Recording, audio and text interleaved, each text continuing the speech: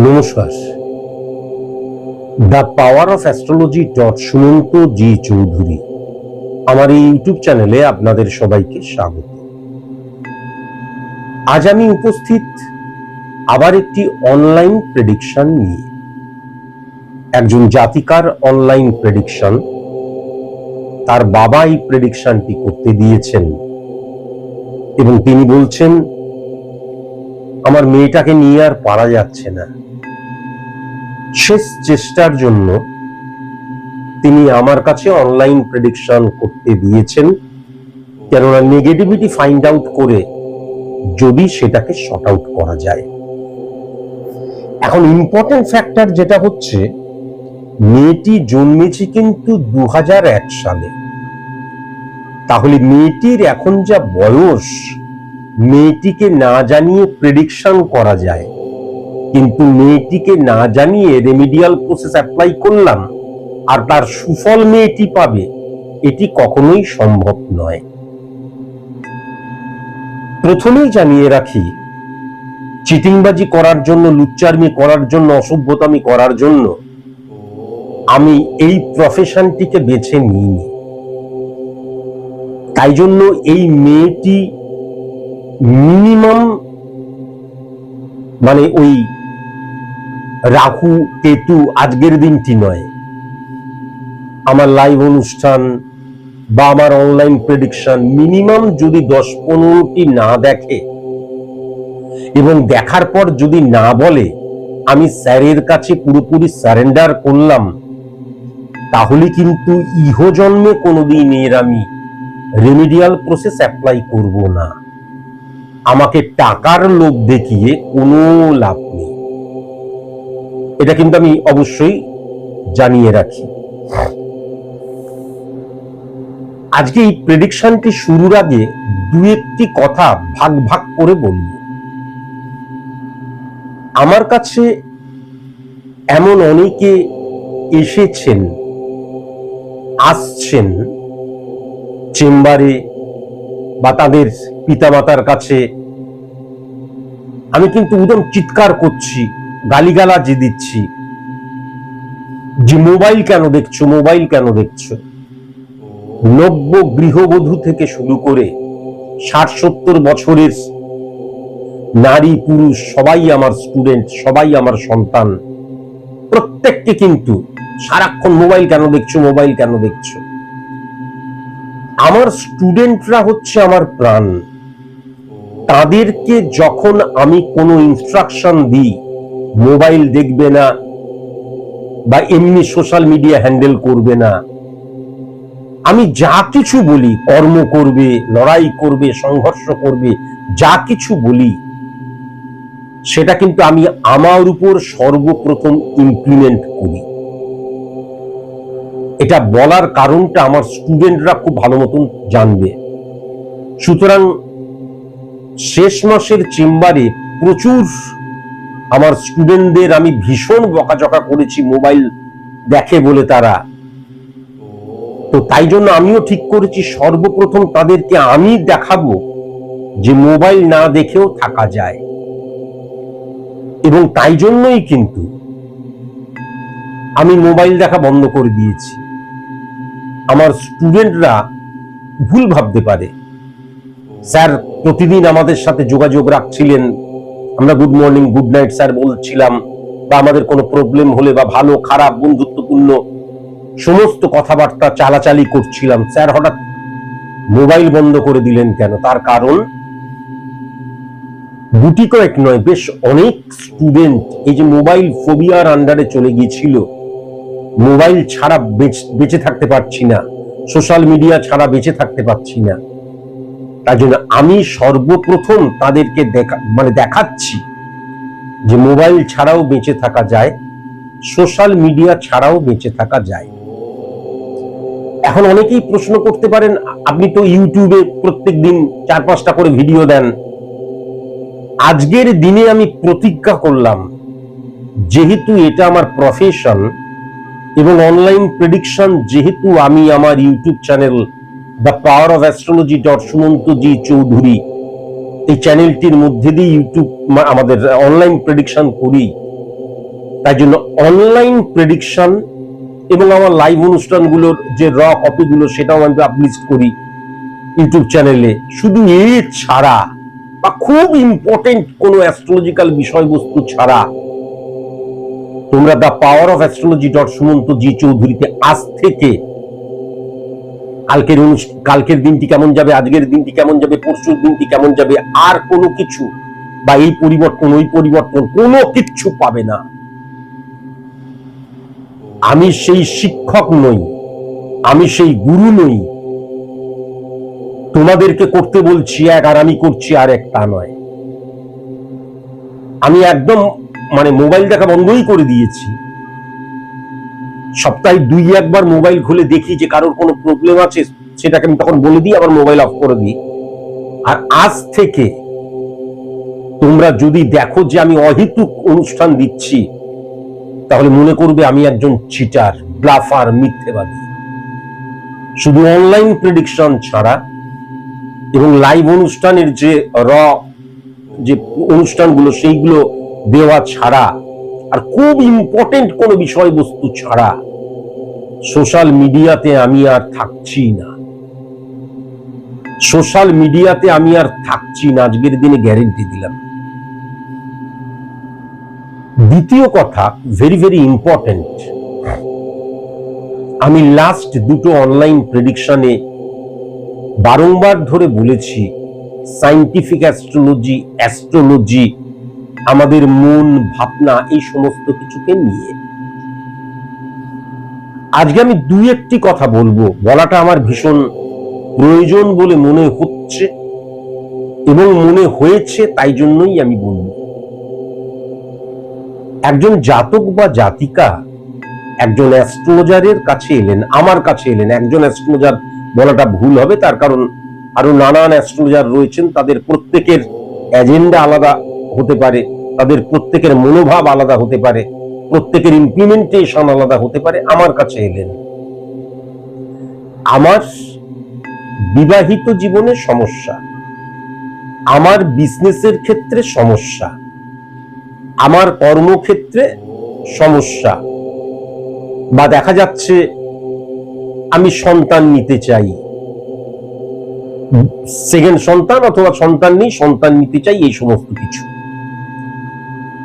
আমি বারবার ধরে বলেছি আমি তখনই কিন্তু রেমিডিয়াল প্রসেস অ্যাপ্লাই করি যখন কিন্তু সেটা সম্ভব। অসম্ভব হলে করি না। একজন যদি দেখা যাচ্ছে সে ঘরের মধ্যে বসে রয়েছে, আমি ভালো বিজনেসম্যান হতে চাই, রেমিডিয়াল প্রসেস অ্যাপ্লিকেশনের মধ্যে দিয়ে ভালো বিজনেসম্যান হওয়া যায় না। আর আমি কিন্তু বারংবার বলেছি রোগ আমি সারাতে পারি না, আর ঋণ কখনো কিন্তু আমি পরিশোধ করতে পারি না। অ্যাস্ট্রোলজি সাবজেক্টটা অনেকে অনেক গুলফুল মারে, সেটা আলাদা, অনেক অ্যাস্ট্রোলজার, কিন্তু এটা সত্যি কথা। আমার হিউজ ঋণ, আমি একটা রেমেডি দিলাম, ঋণটা পরিশোধ হয়ে গেল, কখনো সম্ভব নয়। সেটা পুরোপুরি কিন্তু পরিকল্পনা মাফিক সেই ঋণটা আস্তে আস্তে পরিশোধ হয়। তাহলে সেক্ষেত্রে যদি আমার অর্থনৈতিক জায়গাটা ডিটোরিয়েট করে থাকে, তাহলে সেটা স্ট্রং করতে হয়। আর অর্থনৈতিক জায়গাটা যদি স্ট্রং থাকে, তাহলে সেটাকে প্ল্যানিং ওয়াইজ আমাদের যে ধার রয়েছে সেই ধারটাকে আস্তে আস্তে আস্তে আস্তে পরিশোধ করতে হয়। মনে রাখা প্রয়োজন, যখন আমার কাছে কেউ কোনো প্রবলেম নিয়ে এলো এবং সেই প্রবলেমটা আমি দেখলাম স্পট ইমপ্লিমেন্টেশন ছকের মধ্যে দিয়ে, আজকের দিনের গোচরগত ট্রানজিটগত অবস্থানের মধ্যে দিয়ে, এবং দেখলাম যে এটাকে সলভ করা সম্ভব, তখন আমি রেমিডিয়াল প্রসেস অ্যাপ্লাই করি। আমার কাছে এলেই কিন্তু রেমিডি পাওয়া যায় না। যারা মনে করে তারা ভুল মনে করে। লাস্ট মাসেও মিনিমাম বোধহয় 10 থেকে 12 জনকে কিন্তু আমি রেমিডি দিইনি। তোমরা যারা গড়িয়াহাটে এসছিলে, যারা ফরিয়াপুকুরে এসছিলে, বা যারা বর্ধমানে এসছিলে, তারা তোমরা জানো অনেকেই এসছে, অনেকেই বলছে আমি রেমিডি নিতে চাই না, রেমিডি নেওয়া যাবে না। ব্যাপার যেটা হচ্ছে, যখন সলভ করা যাবে তখন রেমিডিয়াল প্রসেস অ্যাপ্লাই করলাম। রেমিডিয়াল প্রসেস অ্যাপ্লাই করা মানেটা কি? তোমার যে নেগেটিভিটির জন্য, নেগেটিভ ইনফ্লুয়েন্সের জন্য তুমি সফল হতে পারছিলে না, তোমার বিজনেসটা চলছিল না, ফ্রুটফুল রেজাল্ট দিচ্ছে না, বা বিজনেসটা ব্লক হয়ে গিয়েছিল, কেন? না আমার বুদ্ধি, আমার যুক্তি, আমার প্রফেশনাল এথিক্স, এই নানান দিকগুলো কিন্তু যুক্ত থাকে। তাহলে যেহেতু অ্যাস্ট্রোলজিক্যাল প্ল্যানেট রিপ্রেজেন্ট করে আমাদের হরমোনকে, এবং এই হরমোনাল ফাংশনের উপরই কিন্তু আমাদের জীবন দাঁড়িয়ে রয়েছে, তাই জন্য বারবার ধরে বলেছি অ্যাস্ট্রোলজিক্যাল প্ল্যানেট কিন্তু এর উপর কিন্তু পুরোটাই আমাদের জীবন নির্বাহ করে। আমি ইয়ার্কির ছলে অনেক কথা বললেও এটা তো মিথ্যে নয় যে আমি কিন্তু খুব একটা কম শিক্ষিত মানুষ নই। যেমন আমি তো এমসিএ মাস্টার অফ কম্পিউটার ছিলাম, গুরুজির কাছে অ্যাস্ট্রোলজি শিখেছিলাম আজ থেকে বহু বছর আগে হলেও গুরুজি পারমিশন দিয়েছিলেন এবং ছক ক্যালকুলেশন করে বলেছিলেন যে তুমি কিন্তু প্রফেশনালি অ্যাস্ট্রোলজি নিয়ে এগোতে পারো, কিন্তু তুমি যে কাঠখোট্টা এবং এত সব কথা এত ডাইরেক্ট ভাবে বলো, তাতে তুমি বিজনেস করতে পারবে কিনা সেটা সন্দেহ আছে, কিন্তু এইটা নিয়ে কিন্তু তুমি এগোতে পারো। এবং তারপর কিন্তু আমি এই সাবজেক্টটাকে প্রফেশনাল, আমার প্রফেশন ধরে আমি এগোতে শুরু করলাম। তার আগে এই সাবজেক্টটা বা স্পিরিচুয়ালিটির জায়গাটা আমার পুরোপুরি কিন্তু সাধনার জায়গা ছিল। সেটা সায়েন্টিফিক অ্যাস্ট্রোলজি হোক, সেটা সনাতনী বৈদিক অ্যাস্ট্রোলজি হোক, এবং তন্ত্রও কিন্তু আমি শিখেছিলাম, রিয়েল তন্ত্র, যদিও সেটাকে আমি কখনোই আজকের দিনে ইমপ্লিমেন্ট করা সম্ভব নয়, এবং তান্ত্রিক হওয়া খুব কঠিন ব্যাপার আমি জেনেছিলাম। এবং আমি যে তন্ত্র শিখেছিলাম, আমি যা যা কিছু বলছি তার প্রত্যেকটা সার্টিফিকেট আমার কাছে আছে। হ্যাঁ, আমি যে মাস্টার অফ কম্পিউটার, ঠিক আমার সামনে একটা আলমারি রয়েছে, সেই আলমারির মধ্যে এখনো কিন্তু একদম ক্লাস 5 থেকে 6 থেকে সেই যে সার্টিফিকেট গুলো পেতাম, রেজাল্ট গুলো পেতাম, এবং সেই যে মাস্টার অফ কম্পিউটারের সার্টিফিকেট পর্যন্ত রয়েছে। কেউ যদি মনে করেন যে মিথ্যা কথা বলছে, যে কোনো দিন যে কোনো মুহূর্তে দেখাতে পারি। তাহলে এবার ইম্পর্টেন্ট হচ্ছে এই যে রেমিডিয়াল প্রসেস অ্যাপ্লিকেশনের মধ্যে দিয়ে নেগেটিভিটিকে আমি অফ করলাম, এবং তারপরের রেজাল্টটা হাজার হাজার লক্ষ লক্ষ কোটি কোটি স্টুডেন্ট খেপে খেপে বলে, তোমরা নিশ্চয়ই শোনো, দারুণ উপকার পেয়েছি, উন্নতি হয়েছে। এবং কেউ 10,000 টাকা ইনকাম করছিল, আজকের দিনে সে 40-50,000 টাকা ইনকাম করছে। বা এমনও মানে ডজন ডজন ডাক্তার বলে দিয়েছিল না না সন্তান হওয়া সম্ভব নয়, সন্তান হয়েছে, হওয়ার জায়গাটা ছিল, ফাইন্ড আউট করেছি, সেটাও ক্যালকুলেশনের মধ্যে দিয়ে। হ্যাঁ, এবার ইম্পর্টেন্ট ফ্যাক্টর হচ্ছে এই যে তোমার রুটটা ব্লকড হয়েছিল, ওপেন করে দেওয়াটা কিন্তু আমার কাজ। আমি রেমেডি দেওয়া মানে এই নয় যে তুমি একজন বিজনেসম্যান, তোমার বিজনেসের জায়গাটা নেগেটিভ ইনফ্লুয়েন্সের আন্ডারে ছিল, তারপর থেকে রেমেডি নিলাম, তারপর থেকে একদম সারা জীবন আমার জীবনে সফল থেকে গেল, তা নয়। তাহলে আমি যে নেগেটিভিটিটাকে অফ করলাম, স্যার এবার কিন্তু আমার উপার্জন হচ্ছে, বিজনেস ভালো হচ্ছে, এই যে তার পরের পুরোটাই কিন্তু তোমার উপর নির্ভর করছে। আমি তোমাকে একটা জায়গায় নিয়ে গেলাম, এবার বললাম এবার কিন্তু তোমার, কেননা success is the maximum utilisation of ability that you have. এবার তোমার সফলতাকে হ্যান্ডেল করা, ইমপ্লিমেন্ট করা, হোল্ড করা, সফলতাকে পুরোটাই পরিচালিত করাটা কিন্তু তোমার উপর নির্ভর করছে। ইভেন যখন কেউ বলছে যে আমি আমার সন্তান ধারণ করার খুব ইচ্ছে, তো তখন যখন নেগেটিভিটি দেখা যাচ্ছে, নেগেটিভিটিকে অফ করে ডাক্তারের সাপোর্টের অবশ্যই ডাক্তার বাদ দিয়ে নয়, তোমার গর্ভে সন্তান নিয়ে আসাটা আমার কাজ। তারপর সেটাকে কিভাবে গর্ভে ধারণ করবে, প্রতিপালন করবে, সেটাকে তুমি মিসক্যারেজ করে অফ করে দেবে নাকি তার জন্ম দেবে, সেটা তোমার উপর নির্ভর করছে। তুমি একজন সার্ভিস হোল্ডার, তোমার কর্মস্থানে ডিস্টারবেন্স, তাহলে যখনই তোমার নেগেটিভিটিকে আমি অফ করলাম, তোমার মধ্যে কর্মের প্রবণতা এবং এনার্জির প্রবণতা এবং সঠিক কর্মের প্রবণতা, বডি ল্যাঙ্গুয়েজ চেঞ্জ হয়ে যাওয়া, দৃষ্টিভঙ্গি চেঞ্জ হয়ে যাওয়া, অটোমেটিকলি তুমি কিন্তু সফলতার আন্ডারে চলে গেলে। তারপর সেটাকে কিভাবে হ্যান্ডেল করবে সেটা তোমার উপর নির্ভর করছে, তোমার উপর নির্ভর করছে। আমি একটা গাড়ির বিজনেস করতে চাই, গাড়ির বিজনেস করতে গেলে এই নেগেটিভিটিকে অফ করা প্রয়োজন। নেগেটিভিটিকে অফ করা হলো, গাড়ির বিজনেস দারুণ চলছে স্যার, ভেরি নাইস।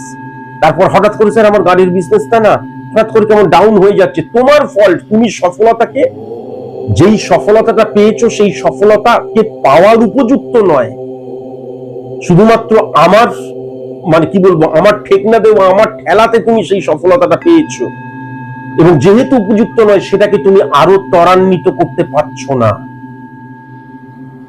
কেননা মানুষ পারে না এরকম কোনো কাজ নেই, কিন্তু মানুষের সবচেয়ে বড় প্রবলেম, যখন আমি সফল হয়ে গেলাম সেই সফলতাটাকে এতটাই উপভোগ করতে শুরু করি, সেটাকে যে আরো সফলতায় রূপ নিতে হবে সেটা ভুলে যাই।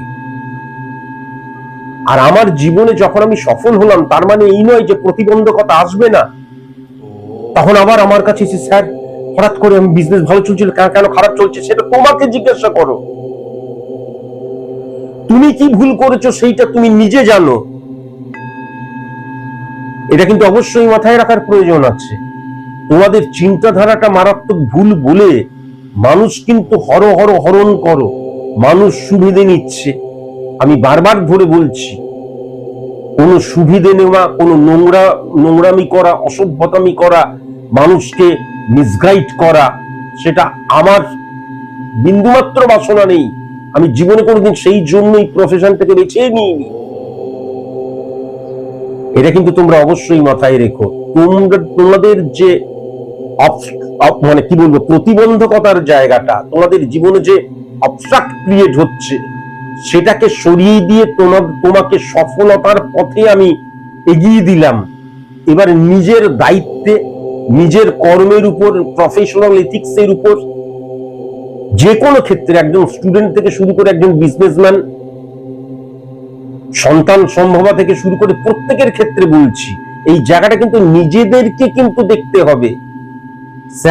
স্যারের কাছ থেকে রেমেডি নিয়েছি, কৃতার্থ করে দিলাম, তারপরেও স্যার বিজনেস ভালো চলছে, যেই হঠাৎ করে দেখা গেল কোনো একটা প্রতিবন্ধকতা, স্যার হঠাৎ করে কেন এরকম হচ্ছে, হবে না। তুমি তো মরে যাওনি, তুমি তো বেঁচে রয়েছো। তুমি যখন বেঁচে রয়েছো, এই প্রতিবন্ধকতা আসবে, সেটাকে ফেস করে আরো সফলতার দিকে যাও। কিন্তু তার জন্য সেই একই কথা, সফলতার উপযুক্তটা তোমাকে হতে হবে। আমি যদি 5% সফলতার জন্য নিজেকে উপযুক্ত করি, আর আমি যদি মনে করি যে আমি 20% সফল হব, সেটা কখনো সম্ভব নয়। এই চিন্তাধারাটার পরিবর্তন ভীষণ প্রয়োজন, ভীষণ প্রয়োজন। এই চিন্তাধারার পরিবর্তনটা হচ্ছে না বলেই আমরা চাওয়ার জন্য মন্দির, মসজিদ, গির্জায় গিয়ে উপস্থিত হচ্ছি। ঘরে ঘরে সারাক্ষণ পুজো চলছে, লক্ষ্মী অর্থাৎ করি এসো এসো এসো এসো ধান্দা। স্পিরিচুয়ালিটির জন্য, ঈশ্বর তত্ত্বের যে প্রকাশ, সেটাকে নৃগুণ সত্যের মধ্যে দিয়ে নিজেকে যে মানে আহরণ করার জন্য আমরা ঈশ্বরকে ডাকছি না। পাই দাও পাই দাও পাই দাও পাই দাও। আমি নিজে প্রস্তুত নই। এটা কখনো সম্ভব নাকি? কখনো সম্ভব নয়। আমি আবার বলছি, সবসময় আমি সিরিয়াস থাকি না, তার জন্য নর্মালি আমি এমনি অনেক কথা বলি, নিজেকে নিয়ে ইয়ার্কি মারতে পছন্দ করি। কিন্তু আমার সার্টিফিকেট গুলো যদি দেখাতে শুরু করি না, তাহলে বুঝতে পারবে যে আমি চাইলে পরে আজকের দিনেও যে কোনো একটা জায়গায় যে কোনো কাজ পেতে আমার 5 দিন সময় লাগে না। এক্সাম্পল দিচ্ছি। তাহলে মনে রাখার প্রয়োজন আছে, এই যে প্রেডিকশনের মধ্যে দিয়ে অ্যাকচুয়ালি এইটা তোমার রূপ। যেমন আমার প্রথম বা মাঝে মাঝে এরকম দেখা যায় যে আমার চেম্বারে সেরকম মানুষজন আসছে না, হতেও পারে, যদিও যাক বলতে চাই না, মানুষজন মোটামুটি আছে। তাহলে কি আমি গুরুর কাছে চলে যাবো, আপনি আমাকে হঠাৎ করে, আমার এত শিক্ষা থাকতেও আপনি আমাকে কেন অ্যাস্ট্রোলজি করতে বলছেন? কখনো তা করবো নাকি? বরং আমাকে তোমরা ফলো করো, আমি তোমাদের আদর্শ হয়ে উঠতে পারি।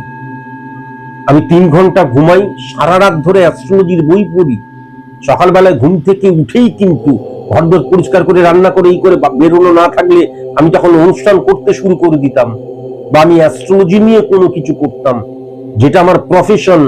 যদিও এটা আমার সাধনা বলেই হয়তো এতটা ডেডিকেশন, ডিভোশন, ডিটারমিনেশন, এটা আমি দায়িত্ব নিয়ে বলতে পারি। আমার ডেডিকেশন, ডিভোশন, ডিটারমিনেশন এই সাবজেক্টের প্রতি মারাত্মক।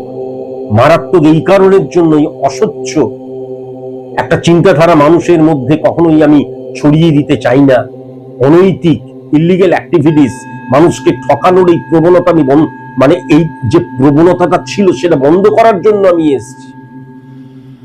তাহলে 2017 সাল থেকে পশ্চিমবঙ্গের যে আমি প্রফেশনালি অ্যাস্ট্রোলজি করছি, প্রথম দিনের প্রথম প্রেডিকশনটি চ্যানেল ভিশনে আমি যখন লাইভ অনুষ্ঠান করেছিলাম বলেছিলাম প্রথম দিন, এবং আমাকে তখন কিন্তু সবাই বলেছিল এরকম কথা বললে কিন্তু আপনি টিকতে পারবেন না, বলেছিলাম যে রেমেডি কিন্তু কখনো খাইয়ে দিতে পারবে না, তোমাকে সফল করতে পারবে না, সফলতার উপযুক্ত করতে পারে। এই সত্য কথাটা কে বলতে পেরেছে?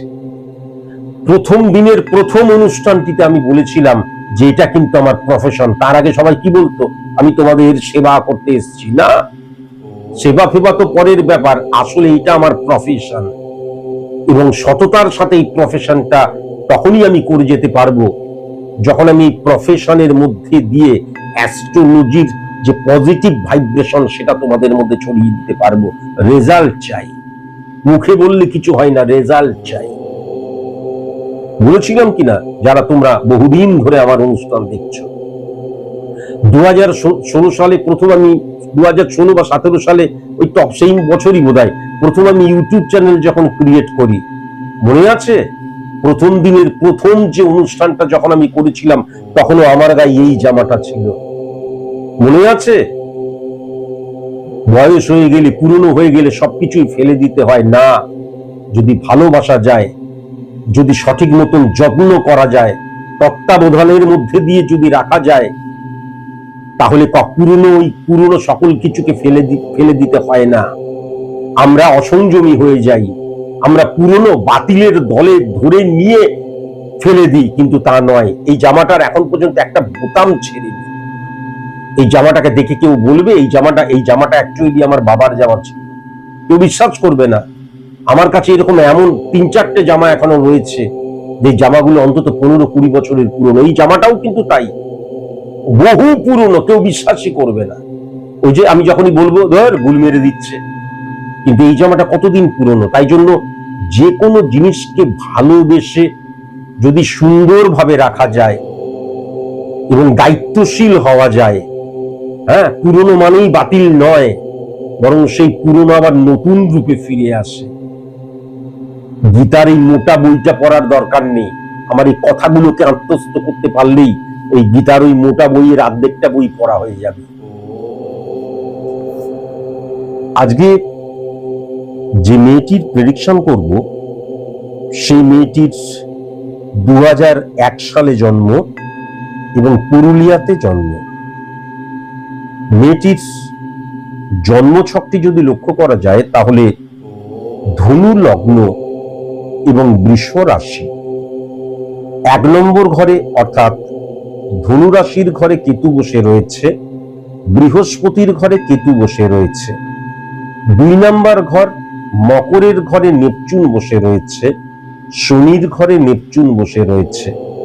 3 নম্বর ঘর কুম্ভের ঘরে, শনির ঘরে ইউরেনাস বসে রয়েছে। 4 নম্বর ঘর মীনের ঘর, বৃহস্পতির ঘরে কোনো গ্রহ নেই। 5 নম্বর ঘর মেষের ঘর, মঙ্গলের ঘর, সেখানে শুক্র বসে রয়েছে। 6 নম্বর ঘর শুক্রের ঘর, বৃষর ঘর, বুধ, চন্দ্র এবং শনি বসে রয়েছে। 7 নম্বর ঘর মিথুনের ঘর, বুধের ঘর, সেখানে বৃহস্পতি, সূর্য এবং রাহু বসে রয়েছে। 8 নম্বর, 9 নম্বর, 10 নম্বর, 11 নম্বর ঘরে কোনো গ্রহ নেই। 12 নম্বর ঘর বৃশ্চিকের ঘর, মঙ্গলের ঘর, প্লুটো এবং মঙ্গল বসে রয়েছে। তাহলে এই জাতিকার কিন্তু তীব্র মঙ্গলের দোষ লক্ষ্য করা যাচ্ছে জন্মছকের মধ্যে। স্পট ইমপ্লিমেন্টেশন ছকটি যদি লক্ষ্য করা যায় তাহলে 1 নম্বর ঘরে বৃহস্পতি এবং শুক্র, 2 নম্বর ঘরে কোনো গ্রহ নেই, 3 নম্বর ঘরে বুধ বসে রয়েছে, 4 নম্বর 5 নম্বর ঘরে কোনো গ্রহ নেই, 6 নম্বর ঘরে রাহু এবং চন্দ্র, 7 নম্বর ঘরে কোনো গ্রহ নেই, 8 নম্বর ঘরে রবি, 9 নম্বর ঘরে ইউরেনাস এবং নেপচুন, 10 নম্বর ঘরে প্লুটো, 11 নম্বর ঘরে মঙ্গল এবং শনি, 12 নম্বর ঘরে কিন্তু কেতু বসে রয়েছে। এখন এই জাতিকাটির, এই মেয়েটির তার বাবা কিন্তু এই মেয়েটিকে নিয়ে কিন্তু হয়রান। ইম্পর্টেন্ট ফ্যাক্টর যেটা লক্ষ্য করা যাচ্ছে, আমি যদি খুব ভালো মতন 9 নাম্বার ঘরটা লক্ষ্য করি, তাহলে সেই 9 নাম্বার ঘরের অধিপতি গ্রহ বৃহস্পতির সাথে বসে আছে এবং রাহুর সাথে বসে আছে 1 2 3 4 5 6 7 এবং সমসপ্তমে নিজের ঘরকেই কিন্তু হিট করছে। তাহলে ইম্পর্টেন্ট ফ্যাক্টর যেটা হচ্ছে, নিজের ঘরকে হিট করছে মানে বৃহস্পতি নিজের ঘরকে হিট করছে। রবি এবং বৃহস্পতির যে একত্রীকরণ, সেই বৃহস্পতি নিজের ঘরকে হিট করছে, অর্থাৎ ধনুর ঘরকে হিট করছে। তাহলে উচ্চ শিক্ষিতা একটি মেয়ে, উচ্চ শিক্ষিতা, সেটা কিন্তু লক্ষ্য করা যাচ্ছে। এখন ইম্পর্টেন্ট ফ্যাক্টর যেটা হচ্ছে, আমি বারবার ধরে একটা কথাই বলি যে এই যে রবি এবং রাহুর অবস্থান, রবি এবং রাহুর অবস্থান এবং বৃহস্পতি এবং রাহুর অবস্থান, সূর্য এবং রাহুর অবস্থান গ্রহণদোষ সৃষ্টি করল। গ্রহণদোষ সৃষ্টি করলে কয়েকটি জিনিস লক্ষ্য করা যায়। প্রথম যেটা, সেটা হচ্ছে দেখা যায় আমার উচ্চ শিক্ষাটাই হলো না, হতে পারে। দ্বিতীয়ত আরেকটা জিনিস লক্ষ্য করা যায়, আমার উচ্চ শিক্ষাটা কোনো কাজে লাগলো না। তাহলে এই জাতিকার ক্ষেত্রে যেটা লক্ষ্য করা যাচ্ছে, এই জাতিকার, আমি পরে বিষয়বস্তুর মধ্যে আসছি, এ যে উচ্চ শিক্ষিত, মারাত্মক উচ্চ শিক্ষিত, সেই উচ্চ শিক্ষাটাকে কিন্তু তার সফলতার জন্য সে ইমপ্লিমেন্ট করতে পারবে না, এটা কিন্তু ডেফিনিট ভাবে লক্ষ্য করা যাচ্ছে। এখন কেন পারবে না, তার কারণ যেটা, সেটা হচ্ছে পরিষ্কার কথা, এই মেয়েটি সে একজনকে ভালোবাসে এবং তাকে বিবাহ করবে বলে ঠিক করেছে। এটা একদম থ্যাঙ্ক গড যে এখনো পর্যন্ত কিন্তু তাদের বিবাহের ডেট বা মান্থ কোনো কিছুই ঠিক করা হয়নি, কিন্তু তারা দুজন দুজনকে বিবাহ করবে বলে ঠিক করেছে। এখন এটা 2026, যখন একটি ছেলে একটি মেয়েকে ভালোবাসে বা একটি মেয়ে একটি ছেলেকে ভালোবাসে এবং দুজন দুজনের সারা জীবন থাকার প্রতিশ্রুতি দেয়, সেই শকুনির ডায়লগটা মনে পড়ে যাচ্ছে, প্রতিশ্রুতি দিয়েছি, কথা তো দিইনি, প্রতিশ্রুতি দিয়ে প্রতিশ্রুতি পালন করতে হবে, এমন প্রতিশ্রুতি তো আমি দিইনি। Terrific dialogue. তাহলে প্রতিশ্রুতি দেওয়ার ফলে কি হয়েছে, তুমি আমার আমি তোমার, মানে কি বলবো, মানে একদম মানে ফিজিক্যাল অ্যাক্টিভিটিসের একদম এক্সট্রিম পর্যায়ে চলেই যাবে, তুমি তো আমার বা আমি তো তোমার। কেননা সেই সংযম আজকালকার যুব সমাজের মধ্যে বিন্দুমাত্র নেই। এটা আমি একদম দায়িত্ব নিয়ে বললাম। কেউ যদি আমাকে খারাপ বলে, আঙ্গুল তোলে, সমালোচনা করে, তাতে আমার কোনো যায় আসে না। এর ফলে কি হয়ে গেল, তারা কিন্তু মানে ঠিক করে নিয়েছে যে আমরা বিবাহ করব। এখন 12 নম্বর ঘরে কিন্তু মঙ্গল বসে রয়েছে। 12 নম্বর ঘরে মঙ্গল, নেগেটিভ ফল। মঙ্গল দ্বারা একজন জাতিকার কিন্তু প্রেমিক নির্ধারণ হয়, প্রেম নির্ধারণ হয়, এবং সেই প্রেমটা কি ধরনের প্রেম সেটাও কিন্তু নির্ধারণ হয়। 12 নম্বর ঘরের মঙ্গল উগ্রতা নিয়ে আসে, এবং 12 নম্বর ঘরকে কখনো পজিটিভ ঘর বলা হয় না। তাহলে 12 নম্বর ঘরের মঙ্গল, অর্থাৎ এর যে প্রেমিক ভাব, প্রেমজ সম্পর্ক, প্রেম থেকে বিবাহ, এটা কখনো পজিটিভ নয়। 12 নম্বর ঘরের মঙ্গলের অবস্থান একটি মেয়ের ক্ষেত্রে, বিশেষ করে মঙ্গলের ঘরে মঙ্গল, বৃশ্চিকের ঘরে মঙ্গল, তার মানে পরিষ্কার, যার সাথে সে প্রেম করছে, এই প্রেমটা পুরোটাই কিন্তু ইনফ্যাচুয়েশন। ছেলেটার বাহ্যিক রূপ দেখে তার ভালো লেগেছে। এক একটা মানুষের এক এক ধরনের দেখতে ভালো লাগে, দ্যাট ইজ ডিফারেন্ট থিংস। সেক্ষেত্রে আমারও কিছু বলার নেই, তোমারও কিছু বলার নেই। বাহ্যিক চোখের দাবি মিটলে পরে তখন খোঁজে মন, তাই তোরে ভাই মনের আগে রূপে রাখিঞ্চন। আর ছেলেটিও কিন্তু পুরোটাই সেক্সুয়াল, মানে যৌন চাহিদা নিবৃত্তিকরণের জন্য। যৌন চাহিদা কখন আসে? উফ, মেয়েটা তো দারুণ, ইস মেয়েটাকে যদি পেতাম। সরি টু সে, তোমাদেরকে বোঝাবার জন্য এই ধরনের আমাকে বলতে হচ্ছে। তাহলে সেক্ষেত্রে কিন্তু কখনো ভালোবাসা নেই। আমি আবার বলছি, ভালোবাসা একটা কমিটমেন্টের নাম। ভালোবাসা পেঁয়াজের মতন ছাড়িয়ে যাবে, ছাড়িয়ে যাবে, ছাড়িয়ে যাবে, আসল কোনো কিছুই নেই। তাই জন্য ভালোবাসা বলতে গিয়ে বারবার ধরে আমি শ্রীকৃষ্ণের সেই অমোঘ শ্লোকটি বলি, কণ্ঠক গাড়ি কমল সম পদতল মঞ্জির চিরহি ঝাঁপি কাগুরি বাড়ি ধারি করে পি চলো চলোই তো অঙ্গুলি চাপি। ভালোবাসা বলতে গিয়ে আমি বারবার ধরে সেই মান্নাদের গানের কথা বলি, আমার যদি না থাকে সুর তোমার আছে তুমি তা দেবে, আমার গন্ধহারা ধূপ তোমার কাছে সুরবি নেবে, এরই নাম প্রেম। তাহলে ইম্পর্টেন্ট ফ্যাক্টর যেটা হচ্ছে, পুরো কামনা দ্বারা চালিত পরিচালিত, পুরো কামনা দ্বারা প্রভাবিত, ইনফ্যাচুয়েশন দ্বারা প্রভাবিত একটি মেয়ে আর একটি ছেলে তারা ঠিক করেছে যেবার আমরা বিবাহ করব। বিবাহ একটা ইনস্টিটিউশনের নাম।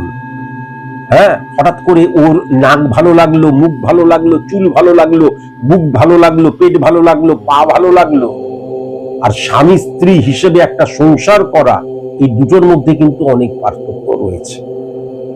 তাহলে এবার চলে আসি ইম্পর্টেন্ট একটা ফ্যাক্টর, সেটা হচ্ছে খুব ভালো মতন যদি লক্ষ্য করা যায়, তাহলে আজকের দিনে কিন্তু বৃহস্পতি এবং শুক্রের যে একত্রীকরণ এবং রাহু চন্দ্রের একত্রীকরণ, আবার যদি খুব ভালো মতন লক্ষ্য করা যায় যে আমি যদি জন্মছকেও দেখি, তাহলে মঙ্গলের যে অবস্থান এবং শনি চন্দ্রের যে নেগেটিভ ইনফ্লুয়েন্স, তার মানে আমি সুমন্ত জি চৌধুরী হিন্দু, আমি একটি মেয়ের সাথে প্রেম করছি, সে মুসলমান, এবং সেই মুসলিম মেয়েটাকে আমি বিবাহ করছি। এবার আপনারা প্রশ্ন করতে পারেন, তাহলে হিন্দু আর মুসলমান বা খ্রিস্টান আর হিন্দু বা এই যে ভিন্ন ধর্মের মানুষের সাথে কি বিবাহ করা যায় না? এই ছকের মধ্যে যেটা লক্ষ্য করা যাচ্ছে সেটা নেগেটিভ। এবং যদি আমাকে পার্সোনালি জিজ্ঞাসা করা হয় যে এটা করাটা ঠিক না ভুল, তাহলে আমি একটা কথাই বলবো, এই 2001 সালে জন্মেছে, তাহলে আমি যদি ধরে নিই 25 বছর ধরে কিন্তু ঘুম থেকে ওঠার পর সে কিন্তু তার মাকে হরিনাম সংকীর্তন করতে শুনেছে। 25 বছর ধরে সে কিন্তু ঘুম থেকে উঠে তার মাকে তুলসী তলায় জল দিতে দেখেছে। 25 বছর ধরে কিন্তু সে মাকে মা বলে ডেকেছে, বাবাকে বাবা বলে ডেকেছে, কাকাকে কাকা বলে ডেকেছে, কাকিকে কাকি বলে ডেকেছে। 25 বছর ধরে কিন্তু তার একটা খাদ্যের অভ্যেস কিন্তু তার আছে। 25 বছর ধরে তার পোশাকের কিন্তু একটা অভ্যেস রয়েছে, একটা নির্দিষ্ট পোশাকের। কেননা আমি বারবার ধরে ধর্ম নিয়ে বহু বলেছি, আজকের দিনে আর বলবো না।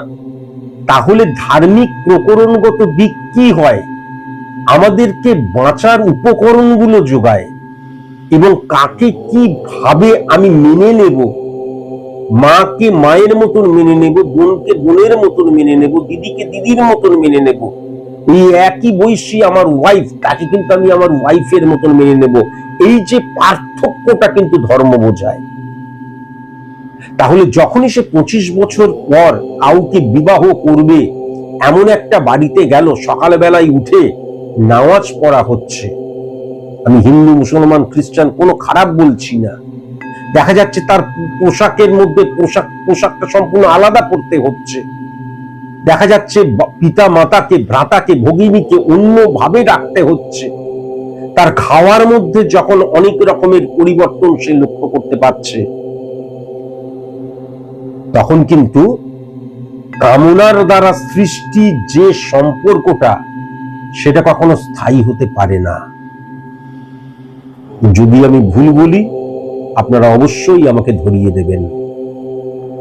তাহলে ইম্পর্টেন্ট ফ্যাক্টর যেটা হচ্ছে, এই ক্ষেত্রে কিন্তু আমি বিবাহিত জীবনটা পজিটিভ লক্ষ্য করতে পারছি না। আবার চলে আসি কেন পারছি না, তার কারণ আমি দেখা যাচ্ছে একটি মেয়ে, একটি মেয়ে সুমন্ত জি চৌধুরীকে ভালোবাসে। আমার বাপের অনেক কিছু থাকতে পারে, আমার বাবার মানে জমি আছে, বিজনেস আছে, হ্যান আছে, ত্যান আছে, আমরা 3 ভাই 4 ভাই 5 ভাই, সবাই দেখাশোনা করে। আমি কোনো কাজ করি না, কিন্তু আমি বাইক নিয়ে ভটভট ভটভট ভটভট করি। সেটা হিন্দু মুসলমান বলে বলছি না, ইয়ং জেনারেশন, এই ছেলেটির মধ্যেও সেটি লক্ষ্য করা যাচ্ছে। ম্যাচো টাইপের, কোনো কাজকর্ম করে না। তাহলে যে চোখের দাবি মিটল পরে তখন খোঁজে মন, যে মনটা তুমি খুঁজছো, যখন সেই সেক্সুয়াল চরিতার্থটা তোমার জীবনে হয়ে যাবে, তখন তোমার কি অবস্থা হবে? কেননা তুমি যার আন্ডারে যাচ্ছ, প্রথমত মেয়েটা স্বাবলম্বী, একদম চ্যালেঞ্জ করে বলে দিতে পারি, এই মেয়েটা হয়তো 8-9 পড়াকালীন সে কিন্তু টিউশনি করতো, স্বাবলম্বী, বাবার কাছে কখনো হাত পাতেনি, চ্যালেঞ্জ। তাহলে সেই মেয়েটা তারপর দেখা যাবে তার একটা নেল পালিশ, তার একটা লিপস্টিকের জন্য যখন বলবে আমার একটা নেল পালিশ লাগবে গো, ঠিক আছে আমি বাবাকে বলছি, ঠিক আছে আমি বড় ভাইকে বলছি, সেই মেয়েটা কখনো মেনে নিতে পারবে না। সেই মেয়েটা কোনো দিন মেনে নিতে পারবে না। এবং আমি যেটা লক্ষ্য করতে পারছি, এই ছেলেটা একটু বাউন্ডুলে টাইপের, মানে এই মেয়েটি যার সাথে প্রেম করে বাউন্ডুলে টাইপের, ঘুরে বেড়াচ্ছে, ম্যাচো, চুলে রং করছে, চুল স্টাইল করছে, মেয়েদের স্কুলের সামনে কলেজের সামনে গিয়ে দাঁড়িয়ে রয়েছে, কোনো মানে নেই। কিন্তু আমি হিরো, অথচ হিরো হওয়া অতই সহজ নয়। অত সহজ, তার পেছনে যে কি ধরনের আত্মত্যাগ থাকে। তাহলে এই ছেলেটা কিন্তু সংসার করার ছেলে নয়, যেটা কিন্তু লক্ষ্য করা যাচ্ছে। ইভেন ইম্পর্টেন্ট ফ্যাক্টর যেটা হচ্ছে, যখন মঙ্গল এবং শনির মধ্যে 6 নম্বর এবং 12 নম্বর ঘরের একত্রীকরণ সৃষ্টি হয়, তখন কিন্তু সিঙ্গেল মাদার হয়ে যায়। কেননা প্রথম অবস্থায় স্বামী স্ত্রী দুজনকে পেলাম, হ্যাঁ, মানে লিগেলি এবার সেক্স করতে কোনো অসুবিধা নেই, 1 বছরের মধ্যে সন্তান হয়ে গেল, কমিটমেন্ট ফেল। তারপর মেয়েটি কি করবে? আইনত দিক দিয়েও এক্ষেত্রে কি হয় আমার কোনো আইডিয়া নেই ব্যাপারটাতে। কেননা হিন্দু এবং মুসলমানদের একত্রীকরণ, আমি একটা ছোট্ট ঘটনা বলি, এগুলো বলতেও খারাপ লাগে তবুও বলি। আমরা তখন আবার ক্লাস 6 থেকে 10 পর্যন্ত, আমরা তো মানে তখন বাচ্চা, তখন সাদা কালো জগৎ, অনেক বান্ধবী ছিল। তা আমার এক বান্ধবী, আমি এই প্রেডিকশনটি হাতে নেওয়ার পরই আমার মনে হয়েছিল একদম সেম। আমার এক বান্ধবী দেখতে শুনতে বেশ ভালোই ছিল, কিন্তু তখন প্রেম প্রীতি ভালোবাসা অত বুঝতাম না। কেননা আমি খুব ছোটবেলা থেকে ক্রিকেট খেলতাম, এবং ছোটবেলা থেকে আমি ফার্স্ট ডিভিশন ক্রিকেট খেলতাম, ভালো খেলোয়াড় ছিলাম। তো ওই বান্ধবীটা পড়াশোনায় ভালো, গান ভালো জানে। একটা ছেলে না টুকটুকে ফর্সা, সে আমাদের চাইতে বড় ছিল, কিন্তু ফেল করে আমাদের সাথে পড়তো। এখন যেমন সাইকেল, এই যে রেসিং সাইকেলের মতো সাইকেল হয়ে গেছে, তখন এইসব সাইকেলের ডিমান্ড মানে বিরাট ডিমান্ড। এখন যারা গাড়ি নিয়ে ঘোরে সেরকম ধরনের। সেই ছেলেটা একদম পড়াশোনাতে খারাপ, লোফার লুচ্চার ছেলে। সেই ছেলেটা সেই মেয়েটা সো কল্ড লাইন মারার চেষ্টা করলো। আমরা ভাবলাম মেয়েটা ঠুট করে তাড়িয়ে দেবে, মেয়েটা কিন্তু তার সাথে প্রেমজ সম্পর্কে লিপ্ত হয়ে গেল। মেয়েটা হিন্দু ছিল, ছেলেটা মুসলিম ছিল। এই ঘটনাটা মিথ্যে নয়, এই ঘটনার সাক্ষী নিশ্চয়ই তাদের বয়স হয়ে গেছে, কিন্তু সেখানে গেলে আজও পাওয়া যাবে।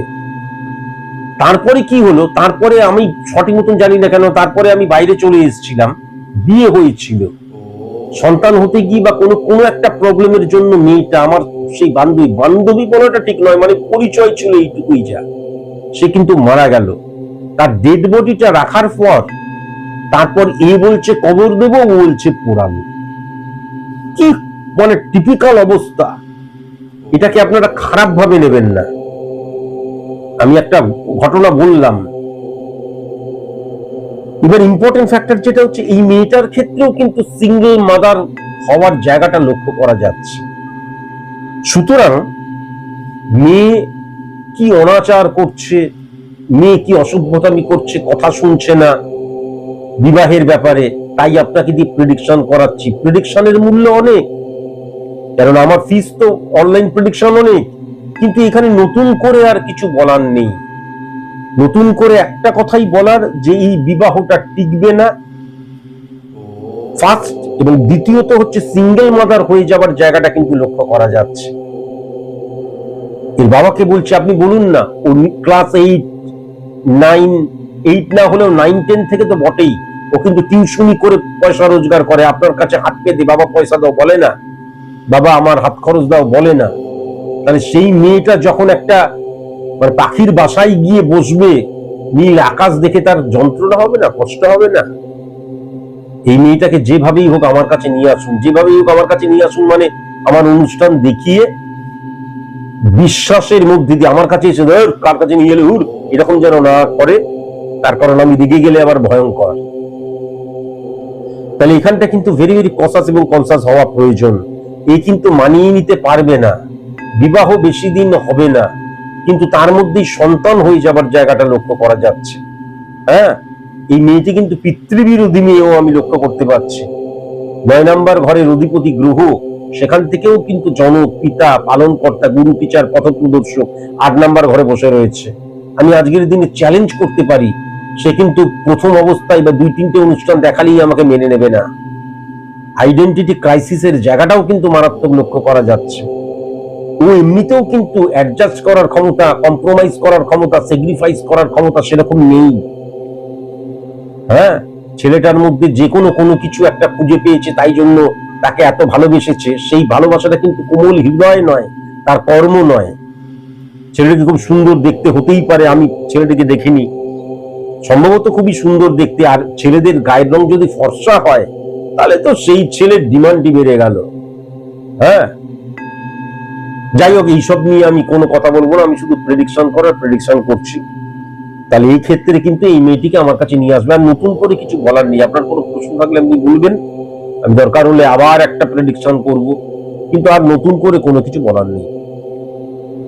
এখন একটা কথা আমি অবশ্যই আপনাকে বলতে পারি, আপনার এটা মনে হতেই পারে যে এই যে আপনি কথাগুলো বললেন, এটা 100% সত্যি, তার কিভাবে মানে আমি কিভাবে বুঝবো? এটাও তো সত্যি কথা যে আমি মেয়েটির সাথে এখন দ্বন্দ্বযুদ্ধ করব, স্যারের কাছে চল, স্যার বলছেন, বা আপনি হয়তো বিশ্বাস করবেন, রাইট, আপনি হয়তো বিশ্বাস করবেন, কিন্তু মেয়েটি তো বলতেই পারে ধর উনি বলছে বলেই, কে বলেছে খারাপ? খারাপ নয়, ও অনেক এক্সকিউজও দিতে পারে। ছেলেটা ভালো, ছেলেটার তো বাবার বিজনেস আছে, ওইটা পরবর্তীকালে ও দেখবে, ও বাড়ির ছোট ছেলে, হ্যাঁ অনেক কথা বলতে পারে।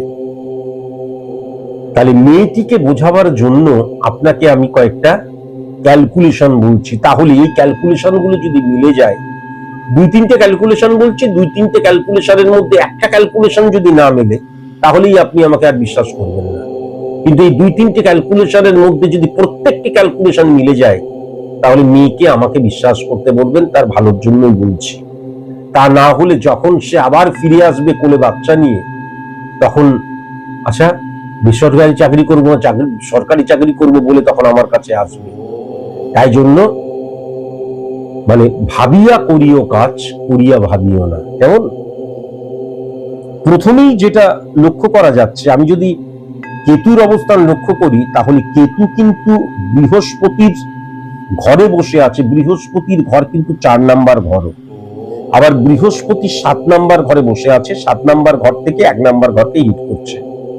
তাহলে 7-1-4 কানেকশনের মধ্যে মঙ্গল কেবল কিন্তু বাইরে চলে গেল। একদম ডেফিনিট ভাবে বলা যায় মেয়েটির মূলত বাঁ গালে, হ্যাঁ বাঁ গাল উপরেও হতে পারে, একটু নিচের দিকেও হতে পারে, কালো স্পট বা কালো তিল আছে, বা কালো আঁচিল আছে, একদম চ্যালেঞ্জ কা সাথ, যেটা ভালো মতন দূর থেকে দেখা যায়। অনেক সময় বিউটি স্পটের মতন কাজ করে হতে পারে, কিন্তু এটা পরিষ্কার লক্ষ্য করা যাচ্ছে মেয়েটার বাঁ গালে, গালে, চিবুকে, যে কোনো জায়গায় কিন্তু কালো স্পট বা কালো তিল বা কালো আঁচিল আছেই আছে, এটা কিন্তু পরিষ্কার লক্ষ্য করা যায়। এবার যদি খুব ভালো মতো লক্ষ্য করা যায়, চন্দ্র এবং শনির অবস্থান 2 নাম্বার 3 নাম্বার ঘর, তাহলে 2 নাম্বার ঘর 8 নাম্বার ঘরকে হিট করছে, 3 নাম্বার ঘর 1 2 3 4 5 6 7, 1 2 3 4 5 6 7, 9 নাম্বার ঘরকে হিট করছে। একদম ডেফিনিট ভাবে মেয়েটার কিন্তু কোকড়ানো চুল, কিন্তু হাফ কাটা চুল নয়, তার কিন্তু লম্বা, অন্তত পেছন দিকে যদি দেখা যায় তাহলে কিন্তু চেস্ট ছাড়িয়েও নিচে চলে গেছে, লম্বা কোবরানো কোবরানো চুল।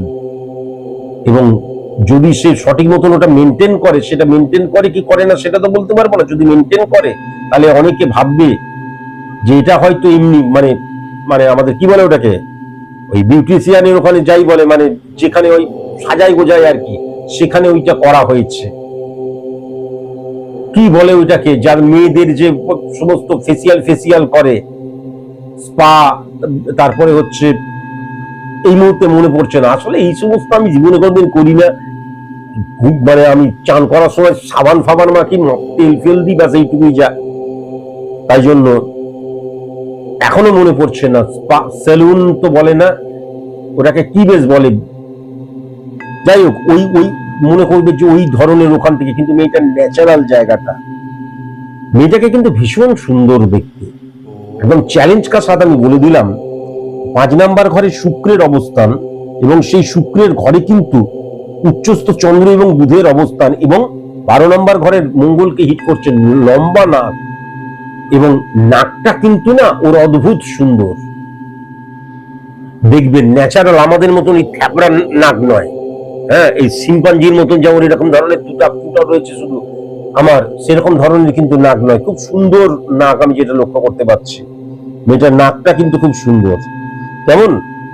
আর এই মেয়েটা সূর্য এবং বৃহস্পতির অবস্থান, সূর্য 9 নাম্বার ঘরের অধিপতি গ্রহ, 1 2 3 4 5 6 7 3 নাম্বার ঘরকে হিট করছে। তার মানে ডেফিনিট ভাবে বলা যায় মোটা গড়ন, কিন্তু খুব একটা কম লম্বা নয়, ভালোই লম্বা। আবার যদি 2 নাম্বার ঘরকে, শনির ঘরকে দেখা যায়, তাহলে শনি এবং বুধের অবস্থান 6 নাম্বার ঘর এবং মঙ্গলকে হিট করছে। চোখের প্রবলেম, পাওয়ারফুল চশমা পরে, মারাত্মক পাওয়ারফুল চশমা পরে। আমার যেমন মারাত্মক পাওয়ারফুল চশমা, কিন্তু আমার তো চোখ গেছেই প্রায় ধরে নেওয়া যাক। হ্যাঁ, চশমা পরে, কিন্তু একটু মোটা গরম চশমা পরে। শাড়ি পরলে ওকে খুব সুন্দর দেখতে লাগবে, সালোয়ার কামিজ পরলে ওকে খুব সুন্দর দেখতে লাগবে।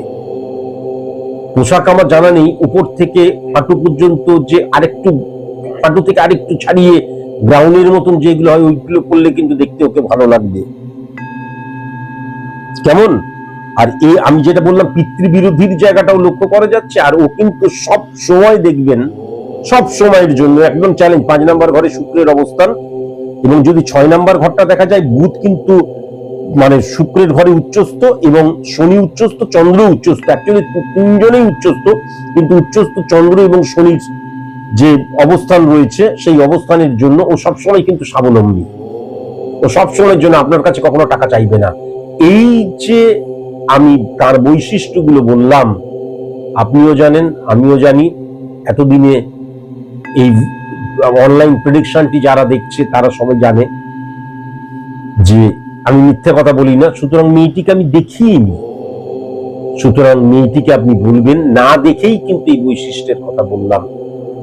আর কোনো কারণে যদি এই বৈশিষ্ট্যগুলোর মধ্যে একটা বৈশিষ্ট্য নেগেটিভ হয়ে যায়, সিঙ্গল বৈশিষ্ট্য যদি নেগেটিভ হয়ে যায়, তাহলে আপনি আমাকে নিয়ে সোশ্যাল মিডিয়াতে যে কোনো জায়গায়, ইভেন আমার চেম্বারে এসে হুজ্জুদি করতে পারেন, এতটাই চ্যালেঞ্জ করলাম। আর এর সাথে এটাও মেয়েটাকে বলবেন, এই ভিডিওটা নিশ্চয়ই দেখাবেন, দেখা গেল সে আমার কাছে এলো না, রেমিডিয়াল প্রসেস অ্যাপ্লাই করলো না, আমার কাছে সারেন্ডার করলো না, সে বিবাহ করছে, খুব ভালো রয়েছে, খুব ভালো থাকতেই পারে। আর আমিও এত তাড়াতাড়ি টসকে যাবার কোনো চান্স নেই, মানে স্বর্গে চলে যাবার কোনো চান্স নেই। ওর যেদিন সন্তান হবে, সন্তান হওয়া থেকে 1 বছর লাস্টিং বড় জোর, তারপরে সংসার আর টিকবে না। যদি টেকে, আমার ভিডিওটা আপনি সংরক্ষণ করে রেখে দেবেন, ডাউনলোড করে রেখে দেবেন। সেই দিনও যেন আপনারা সবাই এসে, বললাম তো, সোশ্যাল মিডিয়াতে জনে জনে সকলকে বলে বেড়াবেন, এই যে অনুষ্ঠান করে টেলিভিশনে স্যার সুমন্তজি চৌধুরী, ইনি ঠক, জোচ্চোর, প্রতারক। আজ বলে নয়, কাল বলে নয়, বিবাহ করুক 25-এ, 26-এ, 27-এ, যখন খুশি, তারপরে ভালো মতন তাদের রোমান্স চলুক। সন্তান হওয়ার 1 বছরের মধ্যে, সন্তান হওয়ার পর 1 বছর ক্রস করে 1.5 বছর হয়ে গেল, কোনো প্রবলেম নেই, আসবেন বা আমার নামে যাকে পারবেন তাকে, বা বাড়িতে একটা কুকুর পুষে আমার নামে তার নাম রাখবেন। এই কথাগুলো বলা উচিত নয়, কিন্তু চ্যালেঞ্জ করলাম।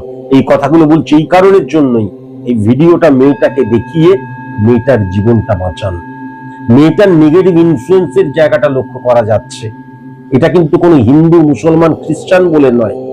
মেয়েটি যাকে ভালোবাসে এবং মেয়েটি সেই প্রেমজ বিবাহ, এর ক্ষেত্রে একদম নেগেটিভ। অ্যাকচুয়ালি যদি খুব ভালো মতন লক্ষ্য করা যায়, তাহলে এর কিন্তু স্বাবলম্বী হওয়ার জায়গাটা লক্ষ্য করা যাচ্ছে। এবং যদি খুব ভালো মতন লক্ষ্য করা যায়, তাহলে কিন্তু 1 2 3 4 5 6 7, তাহলে কিন্তু ওর রাজ্যের বাইরে বা মানে বিদেশে কর্ম করার জায়গাটা কিন্তু লক্ষ্য করা যাচ্ছে। তেমন কর্ম করার জায়গাটা কিন্তু লক্ষ্য করা যাচ্ছে। খুব ভালো ছক কিন্তু মেয়েটির, কেমন ইঞ্জিনিয়ার হয়ে বা উচ্চ শিক্ষিতা হয়ে ঘরের মধ্যে বসে, দাদাও আমি এখন ব্যবসা করতে যাবো, দিগো, তাদের মতন করে তারা বলছে, মেয়েটি রান্না করছে, কুটনো করছে। এটা বাবা হয়ে আপনি যেমন মেনে নিতে পারবেন না, পারবো না। আর পারবো না বলেই আমি এই চ্যালেঞ্জটা আপনার মেয়ের সাথে করলাম। প্রথমত গরমের কথা বললাম, দ্বিতীয়ত এই গরম থেকেও যদি না শিক্ষা লাভ করে, তাহলে কিন্তু বিবাহের পর, সন্তান হওয়ার পর 1 বছর পরে তাকে আবার আমার কাছে আসতে হবে বাঁচান বলে। আজকের দিনে চ্যালেঞ্জ করলাম। কাজে তখন বিশ্বাস করার চাইতে এখন বিশ্বাস করা অনেক ভালো। আজকের মতন এইটুকুই, নমস্কার।